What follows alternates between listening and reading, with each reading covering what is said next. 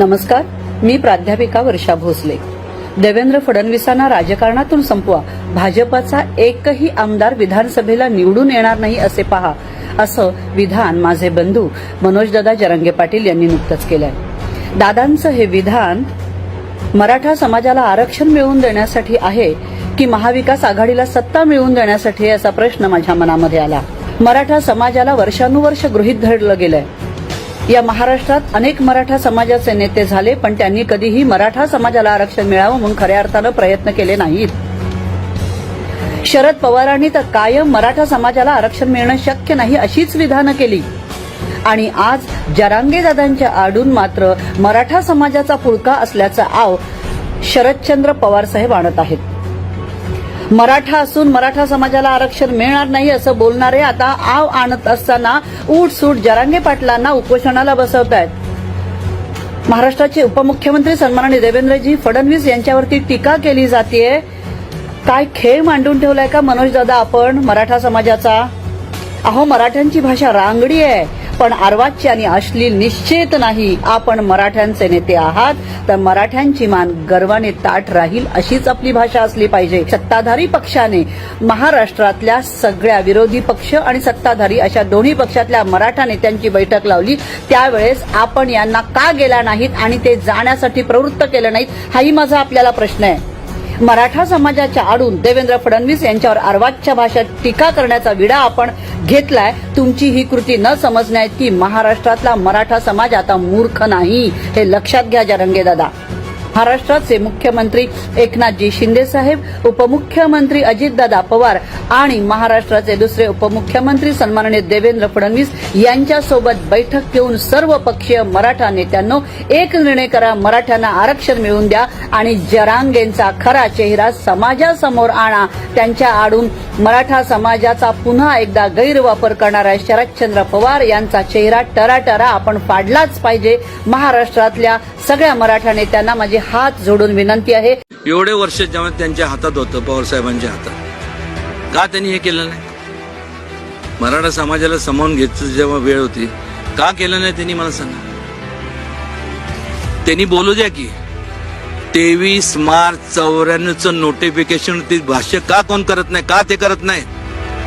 उदयनराजे भोसले बोलतायत, तो नेमका GR काय आहे?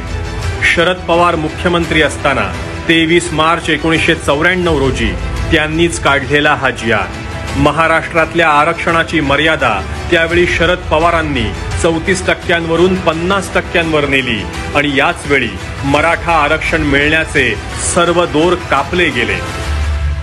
पण फक्त देवेंद्र फडणवीस यांना टार्गेट करण्यासाठी शरद पवार यांनी मनोज जरांगे नावाचा भला मोठा बाहुला महाराष्ट्रात उभा केला। अत्यंत घाणेरड्या भाषेत वारंवार शिवीगाळ करणारा हा माणूस मराठ्यांचा नेता म्हणून घेतोय। पण सुजाण मराठा तरुणालाही आता कळलंय, मराठाच नव्हे तर सर्व समाज घटकांचं भलं करणारा एकमेव नेता देवेंद्र फडणवीस आहेत। मराठा आरक्षणाचा मुद्दा सुप्रीम कोर्टापर्यंत नेणारा एकच नेता आहे, देवेंद्र फडणवीस। विविध योजनांच्या माध्यमातून सर्व समाजाचं हित पाहणारा एकच नेता आहे, देवेंद्र फडणवीस। मित्रांनो, 1-2 महिन्यांपूर्वीच प्राध्यापक वर्षाताई भोसले यांनी मनोज जरांगे यांना अत्यंत विनम्रपणे विनंती केली होती की किमान बोलताना थोडंसं भान असू द्या, तुमच्या बोलण्याने समाजातलं सामाजिक वातावरण ढवळून निघतंय आणि ते खराब होत चाललेलं आहे। जातीपातींमधला द्वेष वाढत चाललेला आहे। देवेंद्र फडणवीस यांच्यावर जी तुम्ही एकांगी टीका करत आहात ती टीका करणं बंद करा, चौकस बुद्धीने सगळ्या गोष्टींचा सारासार विचार करा आणि मग बोला। मात्र वर्षाताईंनी हे बोलल्यानंतर मनोज जरांगे यांचे काही समर्थक वर्षाताईंवरच चिडले आणि अर्वाच्य भाषेमध्ये वर्षाताईंनाच बोलू लागले की तुम्ही आम्हाला अक्कल शिकवण्याची अजिबातच गरज नाही। जेव्हापासून हे मराठा आंदोलन मनोज जरांगे यांनी स्वतःच्या कंट्रोलमध्ये घेतलं तेव्हापासून ते फक्त आणि फक्त देवेंद्र फडणवीस यांनाच टार्गेट करत आलेले आहेत। त्यांच्या जातीवरून त्यांना टार्गेट करण्यात आलेलं आहे। यानंतर कहर म्हणजे मनोज जरांगे यांनी देवेंद्र फडणवीस यांच्यावर खूप गंभीर आरोप सुद्धा केले। त्या सगळ्या आरोपांची देखील आजच्या व्हिडिओमध्ये आपण चर्चा करणार आहोत। आजचा व्हिडिओ अत्यंत महत्वाचा आहे मित्रांनो. छत्रपती उदयनराजे भोसले यांनी तर स्पष्ट पत्रकारांना जाब विचारला ना की 23 जानेवारी 1994चा जो GR होता त्या GR मध्ये शरद पवारांनी जी खोटी ठोकून ठेवलेली आहे त्याबद्दल मनोज जरांगे शरद पवार यांना एकही शब्द का विचारत नाहीत. आपल्याकडचे चहा बिस्किट पत्रकार हा प्रश्न मनोज जरांगे यांच्यापर्यंत पोहोचवणार सुद्धा नाहीत. अंतरवली सराटीमध्ये खूप घडामोडी घडत आहेत मित्रांनो, तेव्हा त्यावर सुद्धा आपण थोडी चर्चा करणार आहोत. म्हणून आजचा व्हिडिओ खरंच चुकवू नका. आजचा व्हिडिओ पूर्ण बघा, खूप महत्वाचा आहे. जातीपातीमध्ये जे विष कालवलं जात आहे, जातीपातीमध्ये भांडणं लावून हिंदूंमध्ये फूट पाडण्याचं रीतसर कटकारस्थान सुरू आहे. हा कोणाचा डाव आहे हे सगळ्यांना माहिती आहे, पण तरीही अजूनही काही जण त्यांच्याच वळचणीला लागून महाराष्ट्र अधोगतीला नेण्याचा प्रयत्न करत आहेत. मात्र तुमच्या आमच्या सारखे राष्ट्रभक्त राष्ट्रप्रेमी हे होऊ देणार नाही. त्यामुळेच विनंती आहे मित्रांनो, हिंदू म्हणून एकत्र या,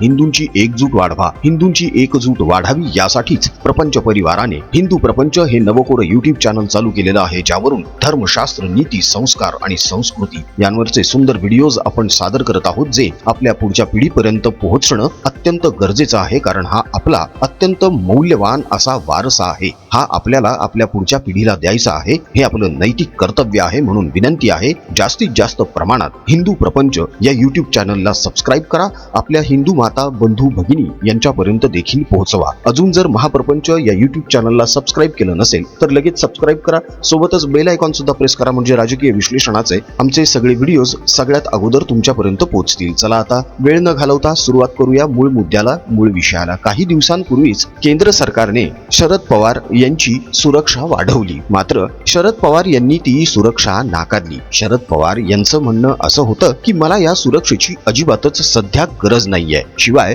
मला असा संशय आहे की ही सुरक्षा वाढवून माझ्या वैयक्तिक जीवनावर केंद्र सरकार बंधन आणून पाहतंय का, त्यामुळे मला ही सुरक्षा अजिबातच नको असं म्हणत शरद पवार यांनी सुरक्षा नाकारली. मात्र 2 दिवसांपूर्वीच अंतरवली सराटी येथे मनोज जरांगे यांची सरकारी सुरक्षा अचानक वाढवण्यात आली, अशा बातम्या पाकिट पत्रकार जोर लावून सांगायला लागले आणि त्यातून वेगवेगळे अर्थ देखील काढायला लागले की नेमकी आत्ताच मनोज जरांगे यांची सुरक्षा वाढवण्याची काय गरज होती बरं. खरं तर अंतरवली सराटी येथे मनोज जरांगे यांनी इच्छुक उमेदवारांना बोलवलेलं होतं. साहजिकच तिथे गर्दी जमणार होती. या गर्दीमध्ये काही अनुचित प्रकार घडू नये यासाठीच सुरक्षेचा उपाय म्हणून राज्य सरकारने जर सुरक्षा यंत्रणा वाढवली असेल तर त्यात गैर काय आहे. मात्र याचा चुकीचा आणि वेगळा अर्थ घेत आता मनोज जरांगे आणि त्यांचे समर्थक असं म्हणत आहेत की हा मला मारून टाकण्याचा डाव आहे. इच्छुक उमेदवार बनवून माझ्या मारेकऱ्याला त्या गर्दीमध्ये मिसळवून मला मारून टाकण्याचा हा राज्य सरकारचा आणि फडणवीस यांचा डाव आहे. हा आता नवीन आरोप मनोज जरांगे यांनी देवेंद्र फडणवीस आणि राज्य सरकारवर केलेला आहे. या अगोदर सुद्धा मनोज जरांगे यांनी देवेंद्र फडणवीस यांच्यावर असाच गंभीर आरोप केला होता. उपोषणादरम्यान जेव्हा त्यांना ताप आला होता, त्या तापेमध्ये ते बडबड करत होते की देवेंद्र फडणवीस मला मारू इच्छितो, फडणवीस मला मारून टाकणार आहे, मला सलाईन मधून विष देणार आहे. अशा अनेक कल्पना मनोज जरांगे यांनी तेव्हा रंगवल्या होत्या आणि आपल्याकडच्या चहा बिस्किट पत्रकारांनी त्या खूप रंगवून दाखवल्या सुद्धा होत्या. तीच री आता मनोज जरांगे पुन्हा ओढत आहेत. आता सुद्धा मनोज जरांगे यांचा तोच होरा आहे की फडणवीस मला मारू इच्छितात. आता यांचं हे बोलणं किती खोल आहे ते बघा. यांचं काय म्हणणं आहे की डमी इच्छुक उमेदवार बनवून एखाद्याला हे लोक अंतरवली सराटीमध्ये पोहोचवतील आणि मग संधी साधून माझा जीव घेण्याचा प्रयत्न करतील. सगळ्यात महत्वाची गोष्ट ही आहे की मनोज जरांगे यांनीच अगोदर गावागावातल्या त्यांच्या समर्थकांना आणि पाठीराख्यांना आदेश दिलेला होता की तुम्ही तुमच्यामध्ये ठरवा आणि मग मला भेटायला या. बरं, तुमच्यामध्ये ठरवा म्हणजे काय, तर सगळे मराठेच ठरवणार आहेत ना. त्या बैठकीला सगळे मराठेच असणार आहेत. मनोज जरांगे ज्यांना समर्थन देत आहेत किंवा जे उमेदवार उभे करत आहेत ते मराठेच आहेत ना.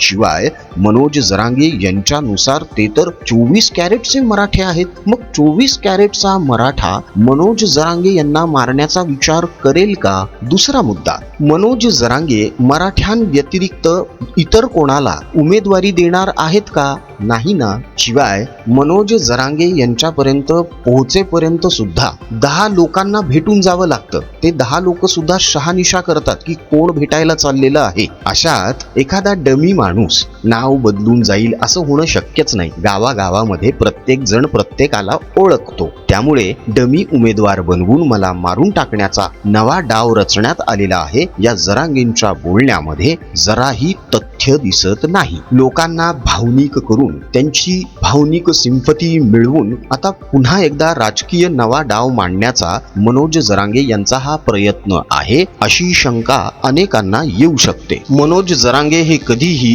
तर्कशुद्ध बोलत नाहीत. ते सतत अर्वाच्य भाषेतच बोलतात, शिवराळ भाषेतच बोलतात. शिवाय समोरच्याचं ऐकून घेण्याची त्यांची अजिबातच मानसिकताच नसते. आणि याचं उदाहरण नुकतंच बघायला भेटलं. एका वृत्तवाहिनीवर त्यांची मुलाखत सुरू असताना पत्रकार फणसे त्यांना प्रश्न विचारत होते. मात्र त्या प्रश्नांना न ऐकताच मनोज जरांगे स्वतःचीच इतकी बडबड करत होते की त्याला काही सीमाच उरली नाही. पत्रकाराचे प्रश्न एकीकडे आणि यांचं बोलणं एकीकडे. ना त्या मुलाखतीला काही अर्थ राहिला, ना त्या प्रश्नांना, न त्या उत्तरांना. त्याचं कारण असं होतं की पत्रकाराने जे प्रश्न विचारले त्याची उत्तरं यांनी दिलीच नाही. यांनी सरळ सरळ खापर फोडायला सुरुवात केली की देवेंद्र फडणवीस यांनी मराठ्याच्या लेकराचं नुकसान केलेलं आहे, गोरगरिबाचं वाटोळं करून टाकलेलं आहे, आमच्यावर अन्याय केलेला आहे, आमच्यावर सूड उगवलेला आहे. काय सूड उगवलाय? अण्णासाहेब पाटील आर्थिक विकास महामंडळ निर्माण केलं, हा सूड उगवलाय. सारथी सारख्या योजना राबवल्या, सूड उगवलाय. मराठा लेकरांसाठी, गोरगरीब गरजवंत मराठ्यांसाठी वसतिगृह निर्माण केली, अन्याय केलाय.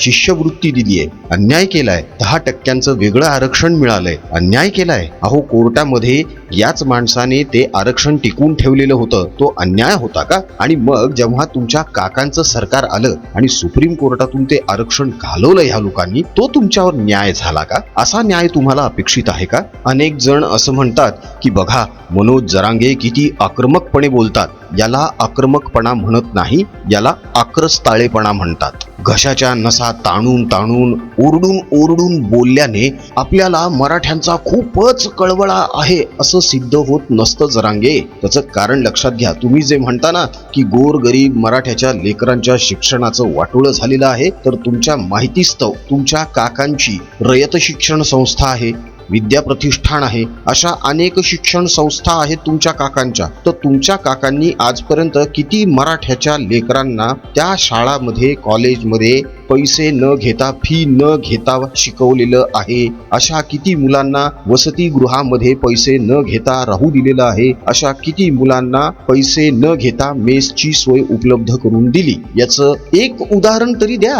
पण ज्या माणसाने, ज्या देवेंद्र फडणवीसांनी हे सगळं केलं, तुम्ही त्यांना शिव्या देता, तुम्ही त्यांना म्हणता की आमच्यावर अन्याय केला म्हणून. तुम्हाला खरंच कळत नाही का हो कोणी अन्याय केलाय आणि कोणी न्याय केलाय? मित्रांनो, जरांगेंचा हा जो आक्रस्ताळेपणा वाढलेला आहे, हे कदाचित अशामुळे असेल की जरांगे आता वैफल्यग्रस्त झालेले आहेत. कारण अनेक मराठा तरुणांच्या, सुशिक्षितांच्या लक्षात आलेलं आहे यांचा नेमका काय डाव आहे. मुस्लिमांना डोक्यावर घेऊन यांना महाराष्ट्र रसातळाला न्यायचा आहे, हेच यांचं राजकारण आहे, हीच शरद पवार यांची खेळी आहे. आणि त्या खेळीची कळसूत्री बाहुली मनोज जरांगे आहेत, असा उघड उघड आरोप आता अनेक जण करायला लागलेले आहेत. मनोज जरांगे देवेंद्र फडणवीसांवर टीका करतात की तुम्ही गोरगरीब मराठ्याच्या लेकरांसाठी काय केलं. जरांगे, तुम्ही सांगा ना, इतक्या कोट्यावधींच्या सभा घेतल्या तुम्ही आतापर्यंत, त्या सभेचा जो खर्च झाला त्यातले 10% तरी तुम्ही तुमच्या गोरगरीब मराठ्यांच्या, गरजवंत मराठ्यांच्या लेकरांना किंवा एखाद्याच्या वृद्ध आई वडिलांना किंवा कोणाच्या रुग्ण सेवेसाठी दिले का हो? स्वतः 30-30, 40-40 हजाराचे खेटर घालून छत्रपती शिवाजी महाराजांच्या पुतळ्याच्या बाजूला बसता आणि देवेंद्र फडणवीसांना शिव्या देता की तुम्ही काहीच करत नाही. तुम्ही स्वतः काय केलंय ते सांगा ना अगोदर. हा जो तुमच्या हौसेसाठी, सभेसाठी, JCBतून फुलं उधळण्यासाठी कोट्यावधींचा जो चुराडा केला, त्याच्या ऐवजी तेच पैसे जर गरजवंत मराठ्यांना दिले असते तर 4 आत्महत्या थांबल्या असत्या असं वाटत नाही का? तुम्ही भाषण करत असताना म्हणतात की आमचे लेकरं मरायलेत, आत्महत्या करायलेत. तुम्ही किती पोरांच्या घरी गेले हो, किती कुटुंबांचं सांत्वन केलं तुम्ही स्वतः घरी जाऊन. तुम्ही तर मराठ्यांचे देव म्हणवता, मालक म्हणवताना स्वतःला. तुम्ही किती जणांचं सांत्वन केलं खरंच सांगायचं. अहो, यांच्या एका संभाजीनगर मधल्या सभेमधून परतत असताना 2 मराठा तरुणांचा मृत्यू झाला. एकीकडे त्यांच्या शवाला अग्नी दिला जात होता आणि दुसरीकडे मनोज जरांगे क्रिकेट खेळत होते आणि त्यांचं ते क्रिकेट खेळणं चहा बिस्किट पत्रकार वृत्तवाहिन्यांवर दाखवत होते आणि म्हणत होते, बघा किती निवांत क्षण आलाय यांच्या आयुष्यामध्ये. लाज वाटायला पाहिजे होती त्या दिवशी. आपण क्रिकेट खेळतोय आणि आपल्याच भावंडांचे प्रेत स्मशानामध्ये जळतायत. वा जरांगे, क्या बात है, काय मस्त राजकारण खेळताय यार. या विषयावर जितकं बोलावं तितकं कमी आहे मित्रांनो. मनोज जरांगे यांनी मुस्लिमांची बाजू इतकी जोरकसपणे सध्या उचलून धरलेली आहे, त्याचा व्हिडिओ सुद्धा आम्ही लवकरच प्रदर्शित करणार आहोत. तो सुद्धा नक्की बघा. तो बघितल्यानंतर तर आणखी मराठ्यांच्या नजरेतून मनोज जरांगे उतरणार 100%. कारण जे कोणी छत्रपती शंभूराजेंचे निस्सीम भक्त आहेत आणि त्यांना मानतात, ते मनोज जरांगे यांचा तो व्हिडिओ बघितल्यानंतर अजिबातच मनोज जरांगेंना समर्थन देणार नाहीत, खात्री आम्हाला. तेव्हा त्या व्हिडिओची सुद्धा वाट बघा, कारण एकाच व्हिडिओमध्ये इतक्या सगळ्या गोष्टी अजिबातच नको. म्हणून तुर्तास इथेच थांबूया. जरांगेंनी समाजामध्ये फूट पाडण्याचं काम तात्काळ बंद करावं. अजूनही वेळ गेलेली नाहीये. मात्र जरांगे हे करणार नाहीयेत, कारण जरांगेंनी काकांकडून रीतसर सुपारी घेतलेली आहे असं अनेक जण उघडपणे बोलत आहेत आणि त्यांच्या वागण्यातून, एकंदर त्यांच्या बोलण्यातून ते दिसून येतंय, ते जाणवतंय सुद्धा. त्याच्यामुळे आता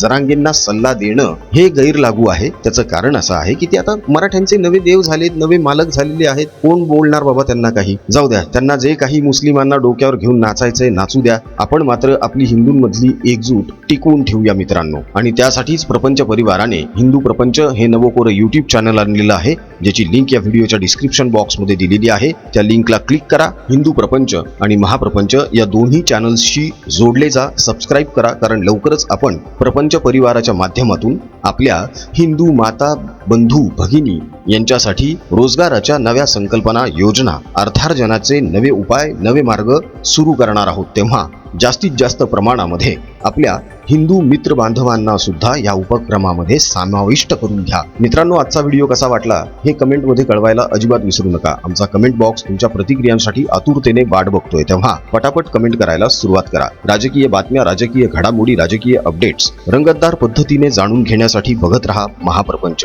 पुन्हा भेटूया पुढच्या व्हिडिओमध्ये. जय हिंद, जय महाराष्ट्र, वंदे मातरम, जय शिवराय, जय शंभूराजे, जय भवानी, जय जगदंब, भारत माता की जय, जय श्रीराम.